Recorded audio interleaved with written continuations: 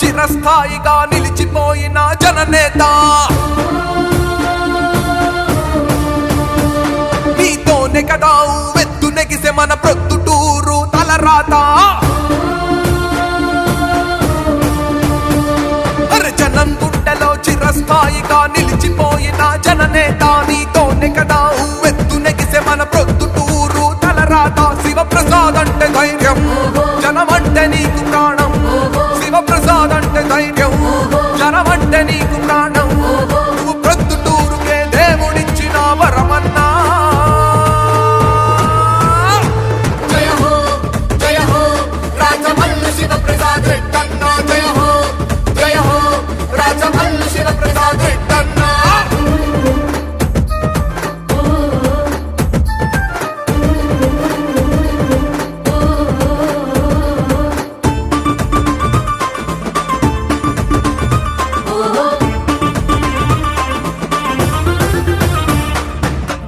దంపతులు రాజమల్లు శివశంకర్ రెడ్డి ముని రత్నమ్మల కడుపున పుట్టిన కళల పడ్డవు రాజమల్లు శివప్రసాద్ రెడ్డి ఈ తల్లిదండ్రుల ఆశీసులతో జనం సేవలో కదిలావే జననేతయ్యి జనం గుండెలో జరగని ముద్రను వేశావే అరే అన్నదాతలకు వరం నువ్వు అమర భగీరథుడవు నిరుపేదలకు నువ్వు బంధువు కార్యకర్తలకు బలం సర్వకులాలు సకల జనులకు సేవకుడై నీ ఉంటావే జయ హో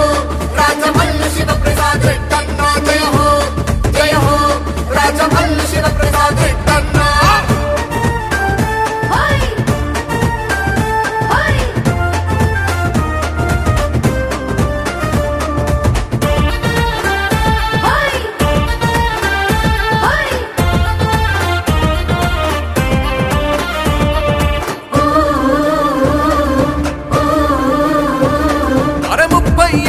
జనసేవకుడై జనం మధ్యలో ఉన్నావే ఓటమి ఎరుగని నిఖార్సైన నాయకుడని పేరు పొందావే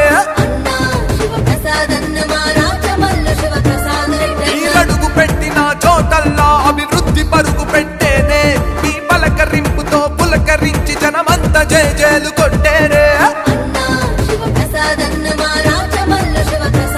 నీ వెంటనే వేల జనం నిన్ను కోరుతుంది యువతరం వేల జనం నిన్ను కోరుతుంది యువతరం అప్పుడు ఇప్పుడు ఎప్పటికైనా నీవే కదా మా నాయకుడవు జయ హో రాజమల్లు శివప్రసాద్ రెడ్డన్నా జయ హో రాజమల్లు శివప్రసాద్ రెడ్డన్నా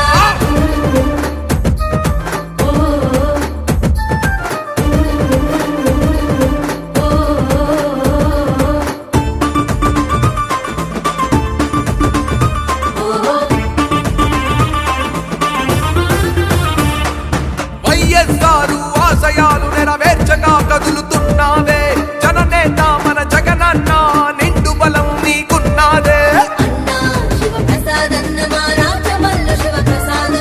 వైఎస్ఆరు ప్రాథమిక ఆరోగ్య కేంద్రాలు నెలకొల్పి నీళ్లు తీసుకొచ్చి మీకు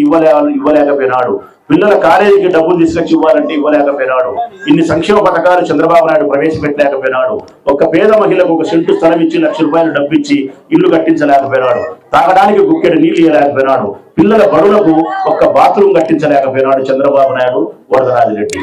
మరి ఇవన్నీ గాలికి వదిలేస్తే నాకు బాధ కలిగేది ఒకటే కరోనా వచ్చింది అందరం అతలాకుతలం అయిపోతా ఉన్నాం